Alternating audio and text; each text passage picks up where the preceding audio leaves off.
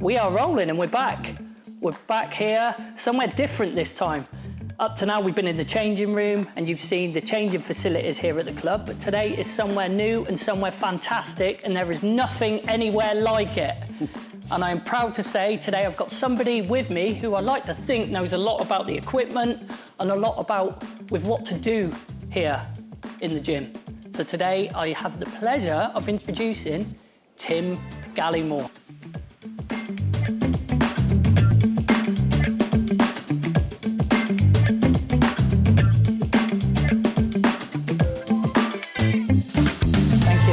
Again, Tim, you know, thank you for coming and giving your time up to show the amazing facilities we have here. I like to think Loey's got you here 24/7 at the minute, Gally. Yeah, keep an eye on all the players, making sure they're working hard no matter what time of day. Good, because that's your role here and within the gym, Gally. So if you just give the viewer a little introduction to you and actually what you do specifically here. If we go all the way back to the start, I was a kid. I played every sport going. From as young as I can remember, I was out just kicking a ball around. I remember playing rugby from about the age of about 6. Rugby, football, golf, cricket, swimming, tennis. Yeah, I just played everything. I absolutely loved sport. I had a teacher at school who had some links to Bassett. I was under 16. He said, "Oh, would you fancy coming and playing some rugby for Bassett?" Which I assumed was under 16s. I then said, okay, yeah, came to training. It was actually Colts, which at the time was under 19s. So, yeah, so I was playing 3 years up, but that was fine. So I played under 16 and under 17, playing Colts. 17, played my first senior game. And then I left the club. The Colts team folded. With hindsight at 17, I probably should have just thrown my lot in with senior rugby, but at 17, there's other things you want to be doing, and yeah, exactly. I was just enjoying being 17, 18. So I went back, played a bit of football, and then I started playing rugby again when I was 21. I was playing cricket, and a mate was playing for Supermarine.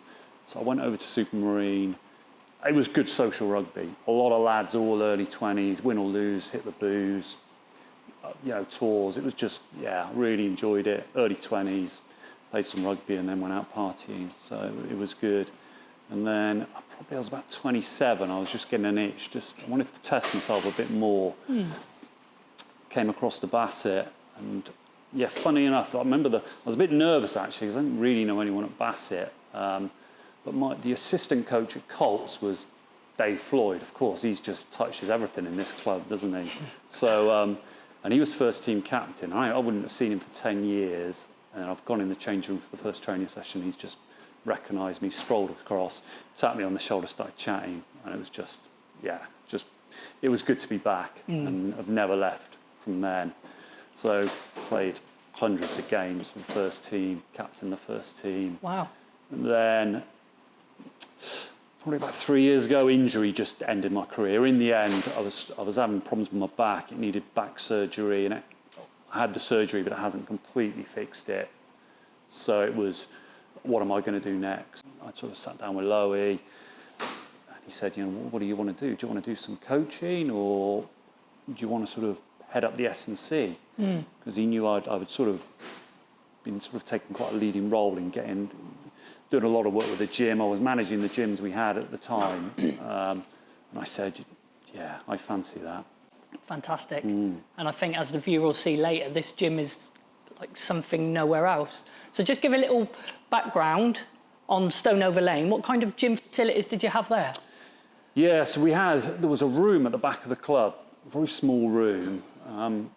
I came to Bassett and I was trying to play sort of back row or centre, and I was about 89 kilos, and I lacked a bit of power. I was a decent player, but I definitely lacked a bit of power. And we had a big number 8 in our team who loved his lifting. He had arms like my legs. Yeah, just like you, like you. By the name of Alex Penny, and he'd come to an agreement with the club. There was a storage room at the back of the club, and he cleared it all out and put all his own gym kit in. But it was a very small space, one rack, a load of dumbbells. So he had a key, and there was a group of 4 or 5 that trained out of there. But it wasn't a club gym. It wasn't open to anyone. It was almost an invitation only. And I was determined to go and train with them, but there just wasn't a space. And then one of the lads sort of left that training group, and I joined it, and I just loved it. I just loved that environment, 5 of us just training 3 times a week together. You just wouldn't miss a session. It was one of those ones where if you missed 2 weeks, you got kicked out. Really? It was, because there was a waiting list. Someone else wanted to take your spot who would be more committed. So there was 5 of us that were just really committed, really liked it. And I don't know over what period of time, but I sort of got my weight up to about 98, 99 kilos. And that was my playing weight for the rest of my playing career. And it just made a massive difference for me. I had a good skill set, I was quick, and now I just had power. And and it just, for me, it transformed me. And I think working with others and trying to get, because it helped me so much, I quite like trying to work with other players that may be a little bit undersized and trying to get them to just, add a little bit of muscle, add a bit of size, and just see the impact it can have on the way they play.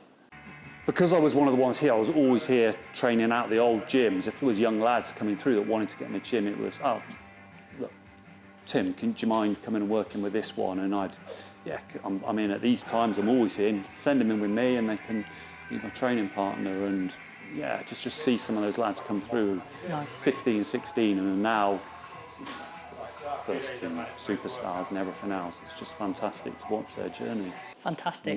One thing you mentioned there was transformation. Now, with this gym, and we're filming this pre-season, so we've just had the first season in the new division, so now we're kind of focusing on the season to come. Yeah. Can you see players being transformed here because of the new equipment and it obviously facilitating players to the next level?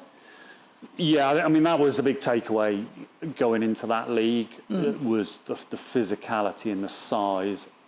Every time you go up a league, the size of the players, the impact, the power they have just goes up.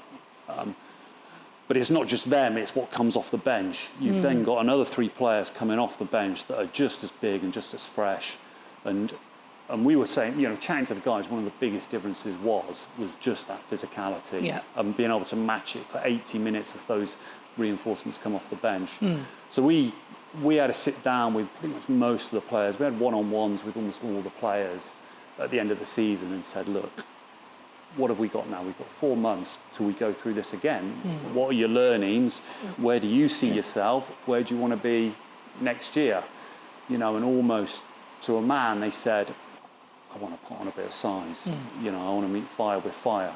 So it was kind of music to my ears as well. Good. So we worked on sort of plans. We did sort of a testing day where we just measured everybody and said, look, we're going to do this again in 12 weeks. We've given everyone programs. And the beauty of this facility is they can all come and train together. And you see the little groups form. There's little groups of 7 or 8 that, because of the time with work or whatever, they'll finish work at 5:30 and there'll be like a 5:30 crew, and there'll be 8 or 9 of them come in and train together.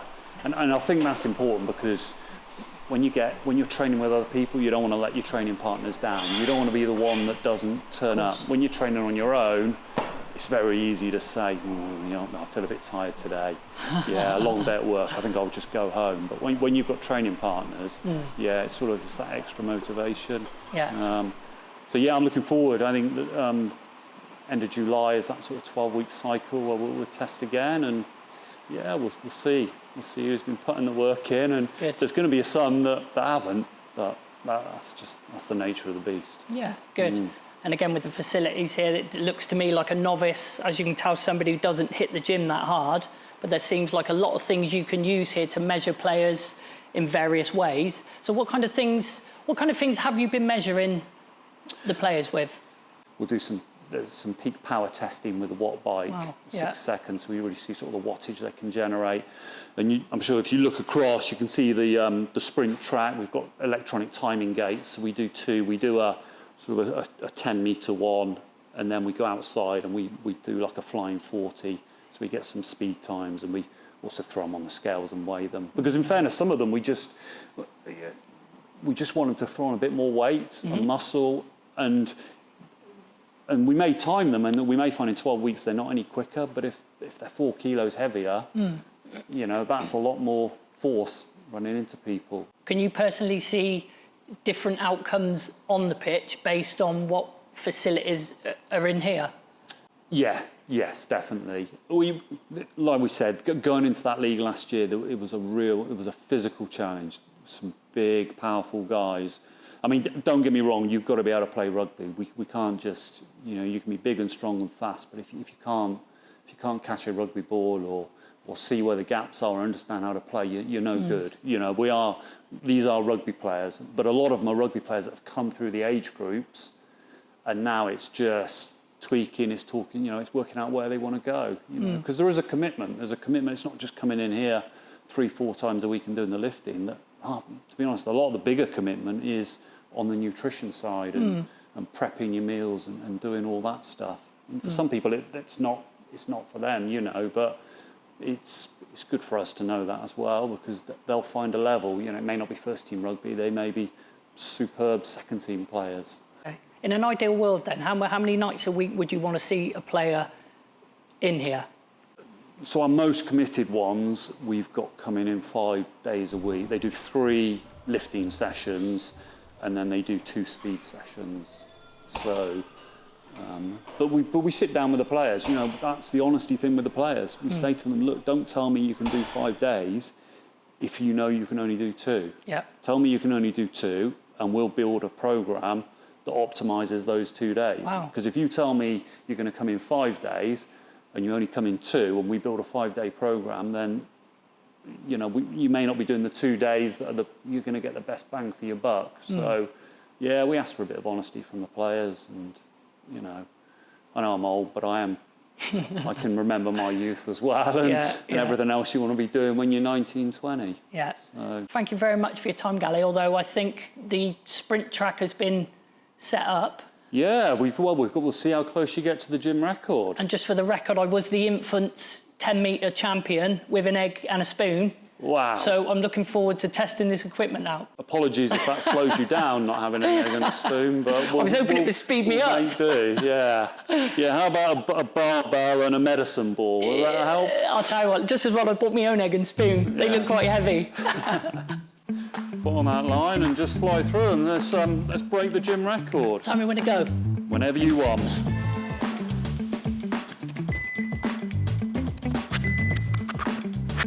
Did I? Well, you're not the slowest we've ever had. Yes! Can I make the squad? Am I in? Anytime. There you go. 1.68 seconds, John. What's the quickest? 1.35. What's the slowest? 1.69. I don't know. I don't know who the slowest is. Close enough. Yeah. Oof, it's beeping at me. So how often, when the season starts, for example, how often would you expect players to be doing this test? So we tested them, and then we'll test again at the end of that 12-week cycle, because you've got to give them. But in fairness, the guys that come in and do the speed training, they get these out quite a lot. Okay. They get these out regular on a week-by-week basis. Yeah. And just do it.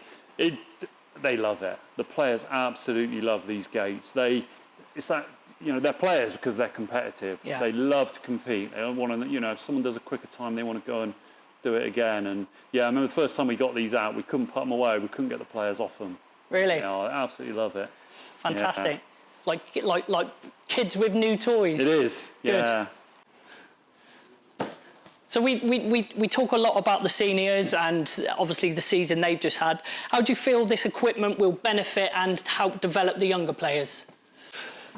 I mean, one thing that is good is when you get those 16, 17-year-olds coming in and not necessarily training with the seniors, but training alongside, because they get to see, I'm not saying our guys are, the strongest guys around, but to a 16-year-old kid, they are some of the lifts these guys are some of the weights these guys are moving. They are almost superhuman to a 15, 16-year-old kid. But it's good because you can say to those kids, or the senior players can go to the kids, well, look, at 16, I was lifting exactly the same as what you are doing. But it's those small incremental improvements add up, and over a year, 2 years, 3 years, that makes the difference. So hopefully when they're 18, 19, going into senior rugby, it should be should be a nice straightforward path for them. Nice. It's like a rugby player's dream, isn't it, at that age? It is, yeah. Geez, I wish I was 20 years younger. So yeah, I can give you a little show of some of the kits. So this is a big back exercise, a big high row. So you lie on there, grab the bar, and it's just a row. You help develop a big, strong back for rugby players. We do a lot of grappling and wrestling. Yeah. So yeah, we want the players to have big, strong backs. Supply of dumbbells going up to 50 kilos. We keep our big boys. Keep the big boys big. Keep the big boys big. Yeah. Keep them occupied. Good. Bit of leg stuff here. So we got a leg press. Cable machine here. So we do various stuff again. You've got the seated row. You've got a lat pull down again. Get that back nice and strong, plus some cable machines on the side that they can, if they want to come in and do some beach weights on the cables, then there they can. Towering over us, the big 5 racks. These came out of the company we worked with, Absolute Performance. They supply the British Olympic team. Wow. So these racks came out of the Tokyo British Olympic Training Camp gym. So yeah, we got 5 racks. Players can pretty much do anything in there. They can squat, they can overhead press, they can put the bench in, they can bench press. We've got some sort of landmine attachments here. The bar can go in, and that's full sort of mobility, so they can do all sorts of core work or landmine presses. We have some dipping stations that go on. We've got additional spotter arms that come out the front. So actually, if we're really busy, we can actually get some people working inside the rack and some people outside the rack. Down the end, we've got some benches for incline press, bench press. We've got a jammer machine here. We've got a bench, someone's put a bench in for some chest press. Turf area at the end with some padded walls, and then we can do skills work. Big turf area there, it takes contact, and we can get the players in. You know, we can even get them doing some scrum shape. We've done line out work in here. We do a lot of breakdown work, clearing out, tackling, and then you'll see we've got a whole bunch of cardio equipment here, self-driven running machine, 4 Concept 2 rowers, 4 watt bikes, 2 ski ergs, and I can tell you some of the sessions we've put some of the players through in here. Yeah, I can imagine. I quickly get removed from their Christmas card list. Oh. What about players if they get injured? Are you able to write a program to help these guys get back to fitness? Yeah, so we work closely with the physio. So Wendy's the head physio. We've got Rob King as well, who works as sort of a consultancy basis, dealing with the guys that often sort of have muscular imbalances and have persistent muscle injuries. And then they'll provide me a load of feedback. And I guess it gives you a lot of confidence as a strength and conditioning coach, knowing you've got all this stuff at your disposal. Yeah. There's so many options. Like I say, work with the individuals, we can get nice training programs. The good news is we know we can, you know, if 25 of them turn up at 6 o'clock after work on a Monday, there's space to accommodate them all. And then training nights in the midwinter when the weather's bad, we can get big training groups of 30, 35 players in here and have really effective training sessions and really work on their conditioning and skills. I'll just ask you one more question, because I like to ask questions, but I'm sure you want to go home, Gally. Did you actually have a say in what equipment you felt the club needed? Yeah, full say. We this is built for rugby players. This is built for athletes. You see, we don't have really those sort of free weights. You know, if you go down the gym, you'll have all those machines for isolation moves and things like that. This isn't sort of a bodybuilding gym. This is, we're working with sort of rugby players. So we've maximised the space with racks and things that the players can use and the track. So we work really closely with Absolute, and everything that came in here is what we wanted. Good. And one thing I took that the viewer were looking for, we wanted to watch you bench press 800 kilos. You ready for it? 800. 800. It's only a few hundred kilos more than the world record. Right. We got some big strong boys, so next time we'll get some of the big strong boys in here. Thank you for your time. Thank you very much. Cheers. Cheers, John. Thank you.